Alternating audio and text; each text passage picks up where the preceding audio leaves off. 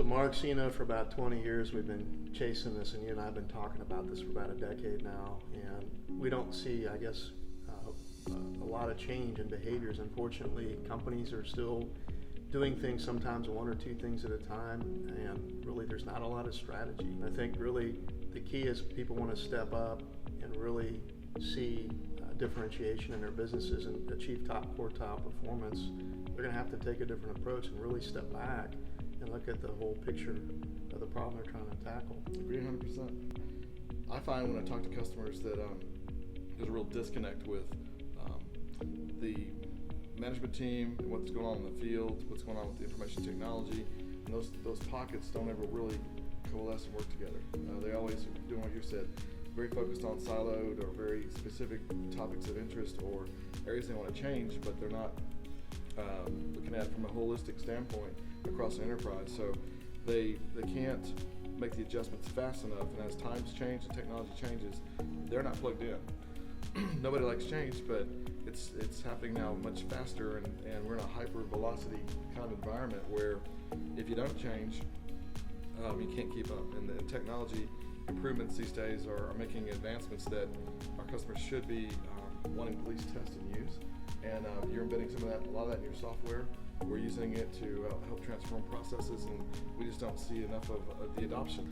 Part of it also is a direct result of people retiring. So it's this impact of retiring as well as trying to keep millennials engaged in the companies.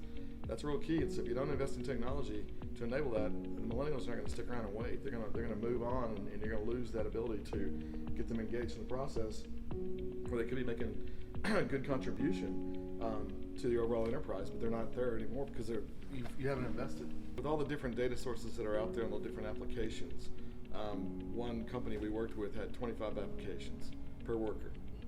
I don't know about you, but I can't do 25 applications in one day, let alone 20. Having to work with 2 or 3 just to get my job done. So you've got this complexity that's been created over time because operations has not been a focus for transformation, and they've got multiple data sources that they think are important, but in reality they're really not that important. You get down to maybe 4 or 5 that are key. Those are the ones you want to work with going forward. So how do you consolidate those and use those?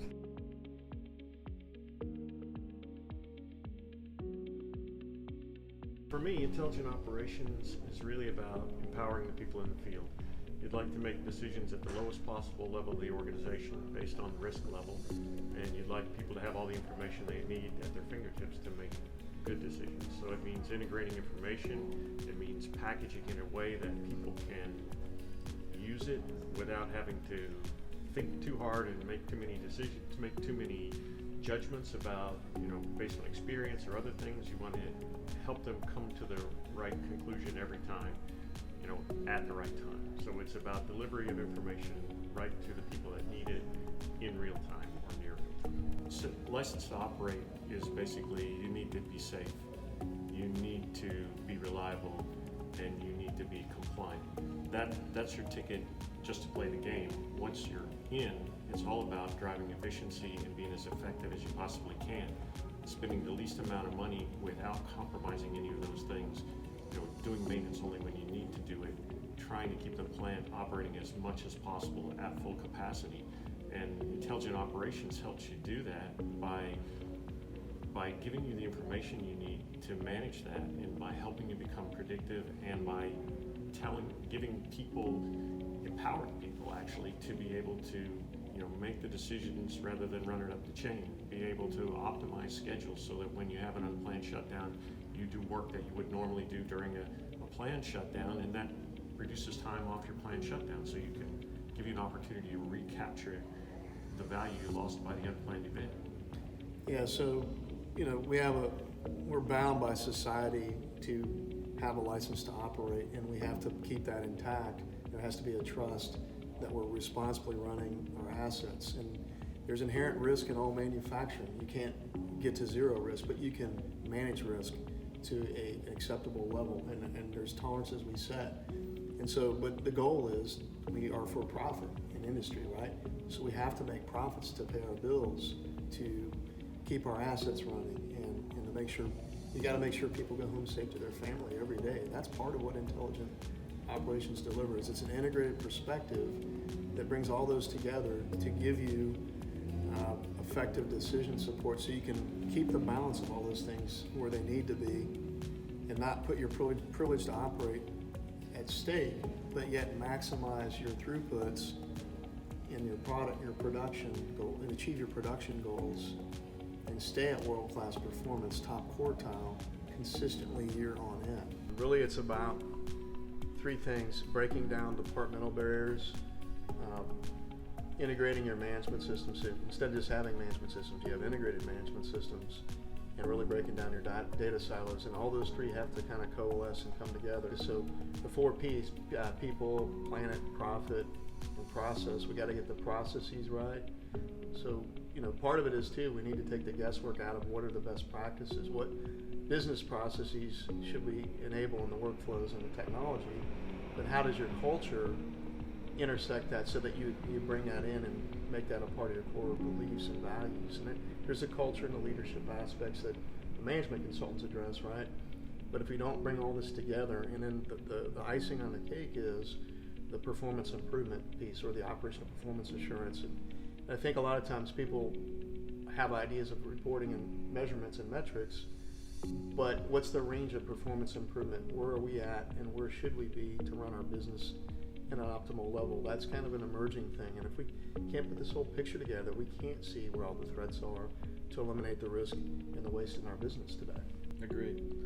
I think for years companies have focused only on what I call business functions, and so business functions are accounting, financial, procurement, supply chain, marketing, and they haven't focused on early operations. And so operations, because it hasn't been a focus, has been left out of the mix. And so if you're looking at transformation, so many companies start with just the business aspects. They don't really reach into and connect operations. So intelligent operations that we've coined together for us is really about connecting operations into that mix at all points of contact. So supply visibility, material availability, logistics, workforce management, scheduling and planning, as well as operational work execution and safety are critical elements. And so these are now, because of the technology we have today, these are now available capabilities that should be part of the everyday workflow that have not been included. And so I think operational sustainability has provided an integrated approach to deliver that and drive the information delivery across silos that traditionally have limited the success of companies to be able to really execute and achieve goals around OEE, performance improvement, and cost savings. And so until companies really agree and start moving that direction, they're going to continue to have failures in the silos, and they're not going to be able to achieve the kind of breakthrough performance they've been looking for years with their employees. And so and they'll continue to lose people. They'll continue to see difficulty and more complexity in the systems because they keep adding to the silos. They're not moving towards a standard approach across the enterprise. And so how do you share best practices? How do you achieve goals and objectives that are going to result in better performance? These tools are available today, and companies need to start considering that because as we move to the cloud, it's going to become much more hypersensitive and in a hyper real world where you're looking at real-time aspects, real-time manufacturing, real-time feedback to support decisions. And that's where we go back to intelligent operations, having embedded processes and using machine learning and artificial intelligence to help drive decision making at the point of work execution. And that's having your solution integrated with asset management type systems and predictive systems. And analytics is going to help drive that. So this convergence is continuing, and it's getting faster. So companies have got to take advantage of that.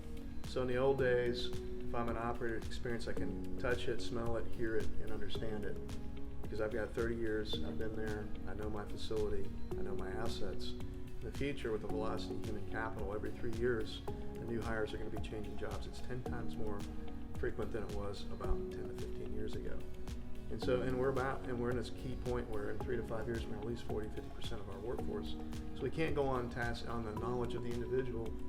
So the knowledge management's captured. So the day in the life of begins to look like when I walk up to the pump, I have RFID, I have barcode, I have data that it tells me, metadata tied to that thing. I can look at history of work orders, the run history, if it's been Get a real-time view of the asset. Absolutely.